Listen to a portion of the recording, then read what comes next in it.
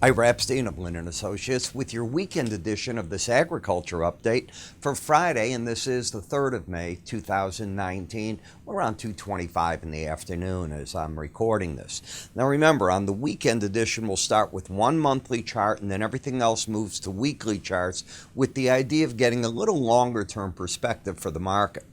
One of the things, obviously, that we're all looking forward to is what about the U.S.-Chinese trade deal? Is it going to happen?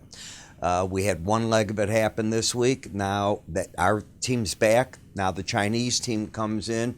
We'll see how close we can get. Mexico is complaining that they have completed everything on their side to have their new deal with the U.S. go through, and they're not going to sign their labor laws, which is sitting right on their president's desk, until the U.S. says, yes, tariffs are coming off. This thing with the tomatoes is over, and it will help our export business to a large degree too. So let's not forget, we need to make peace with our two neighbors on either side of us to get some trade going here.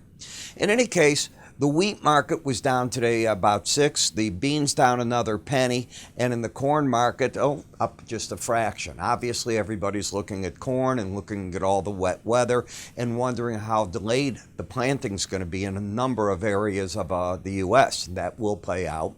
We're still talking about falling meat prices in the cattle, feeder cattle, hogs, fairly stable right here. But let's get to the charts.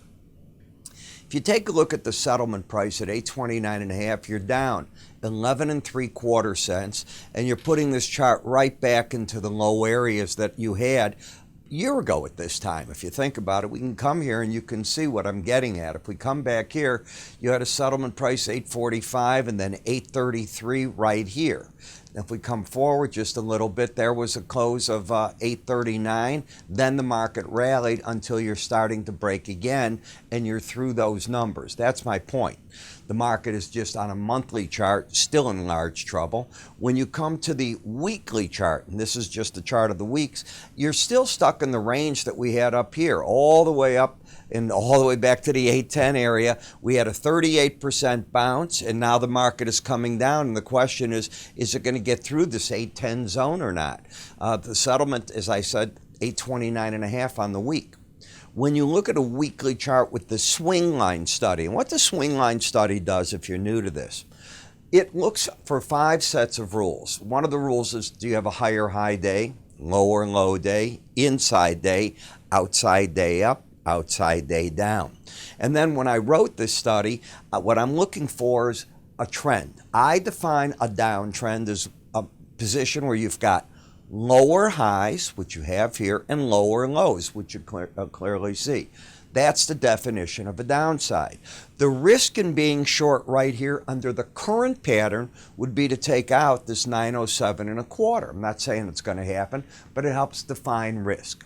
The second thing I look at on the chart is I add key moving averages. Now, in my morning subscriber videos, I use more averages than this, and I explain them in great detail as we do them each day. For this type of video, where we're just talking generally, is the market in an uptrend, downtrend, or no trend, not with specific trade ideas, then what I'm looking at here is the swing line is down and prices are under the 18-week moving average of closes. What that means is the way that I define bias, if the market is over the 18-week average, it has upside bias.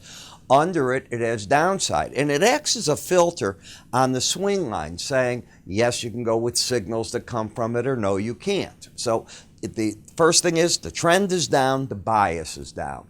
The next thing I look at is to see where the Bollinger Band is, and second, what type of formation is it coming out of? I'll give you an example. This is what we call sideways action. I think you could see that right through here. The black lines are the Bollinger Bands. The theory behind the Bollinger Band is the market will not trade outside of those bands more than 5% of the time. 95% of the time, they'll stay within it. But when you have sideways action, in order to break out of that, it's very different than when you're doing markets and you've already broken out. It's not uncommon to get above or below, depending on which way the breakout goes. This was last week, April 18th, actually 2 weeks ago now. This was the first breakout, and you can see it's the first move under, and now you're following through. So it's a sign of weakness, and yes, it's 2 weeks under the band. I count each successive week that you close under a band or over it, taking away one of those 5 percentage points. More important to me is I'm looking to see a market that is broken out, long sideways action, starting to fall apart, and momentum is dropping down. In the slow stochastic chart on the weeklies, I only look which way the momentum is going. I am not looking to see if it's overbought or oversold. I don't think it has bearing there. I think that comes on the daily chart. So I'm defining momentum down, bias down, trend down. Yes, the market's under the Bollinger Band, and the ideal situation for the bears will be to sell it on the other side of that.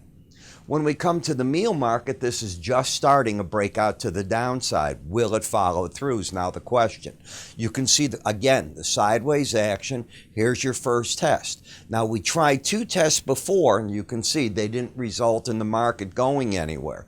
The question is this time, will it be able to again? I'm going to repeat.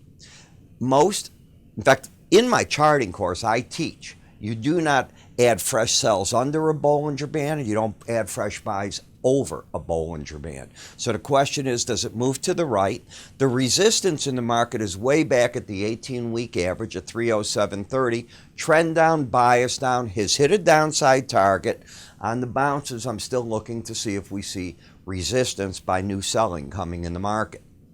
Soybean oil. If I step back here, you've got a market that's lower highs, lower lows. If it's going to go down, a potential target. There are other targets, but one of them might ultimately be the lower Bollinger Band. Momentum down, bias down, trend down. Market drops right into it last week, holding it again this week, but you've hit downside targets. Now we go to the corn market. The corn market is trying to turn momentum up. Do you see that? So you have what's called divergence. Why? Momentum up, you're under the 18-week average, the bias is down, and you still have a pattern of lower highs and lower lows. So there's divergence in the chart. I would expect that if the corn market can rally, for the first resistance to be the 100-day average in green, then the second the 18. The problem is if the market gets over 364 and a quarter, and this week's high was 363 and a quarter, you negate the pattern of lower highs, lower lows, and I think that takes away a lot of the bearishness in the market. So that's a key number for this market as I view it as a chartist. In the wheat market, you still have momentum down, bias down. Pretty strong resistance point coming together at the 478 and a quarter to 477. When the market reopens on Sunday night, I would expect the 18-week average to get under the 100. And the reason is it's moving at the tune of about 3-4 cents at a time. If you take a look at that, you're going to lose some data back here because it's an 18-week average, the red one, and that's going to put that market under the 100 at that point in time. I'll be very surprised if it doesn't happen. So trend down, bias down. The question for the market is, did it break enough down here to get a bounce in it or not?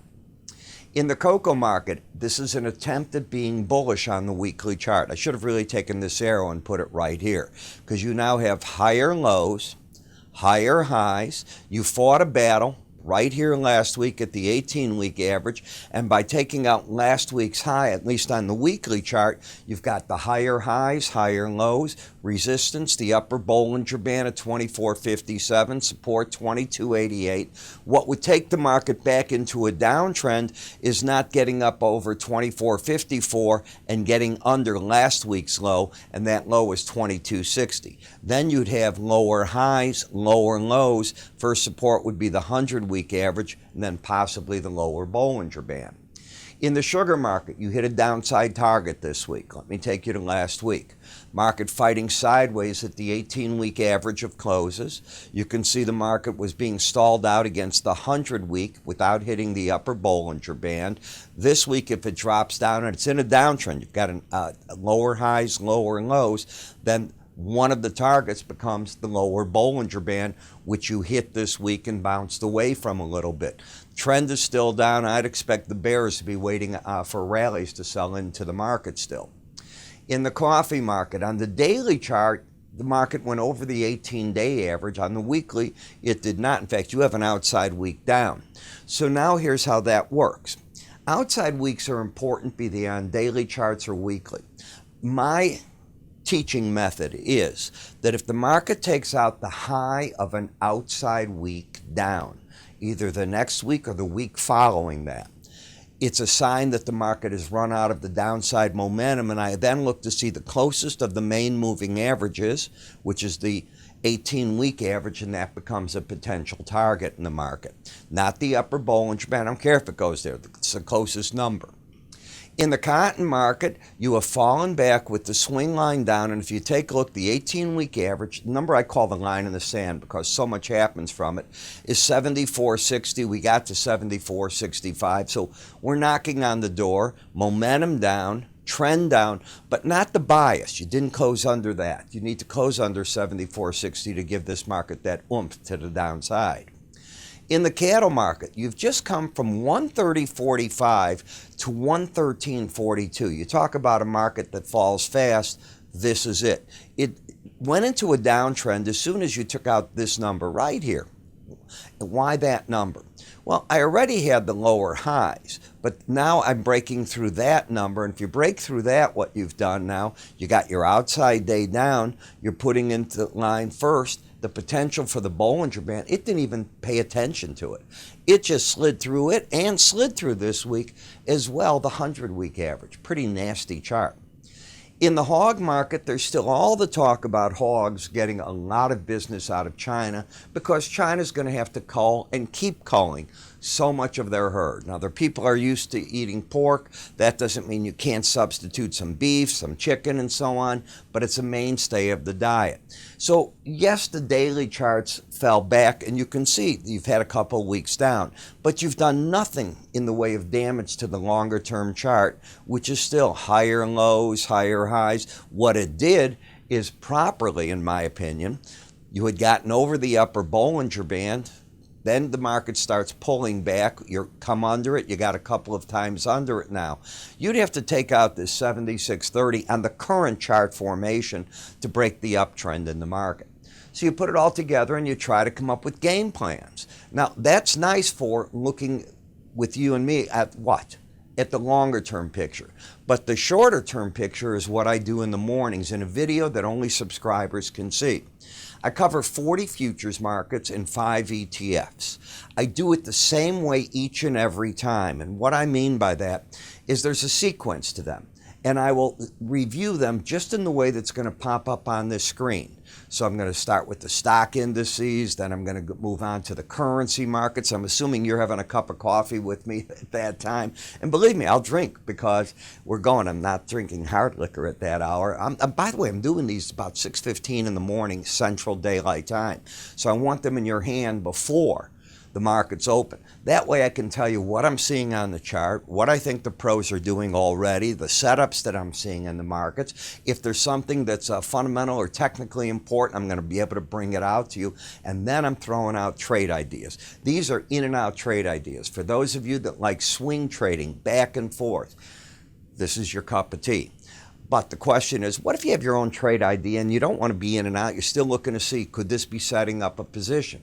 I cover that as well. So the idea here is you're looking at somebody that's not trying to sway you one way or the other, just telling you what he sees, that's me, out of those charts. And if you're watching these videos, why not take a look at that? It's not expensive. 26.5 cents a day if you want to give it a 30-day trial. $7.95.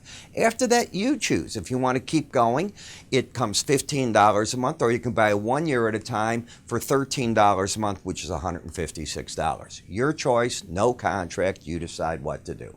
You can call my staff. You can go to our website. On the website, it's either going to be under education or research. Ira's morning subscriber video on the pull-down menu. You can always click here if you're watching me on YouTube to get to our website. I'm Ira Epstein. You have a good day.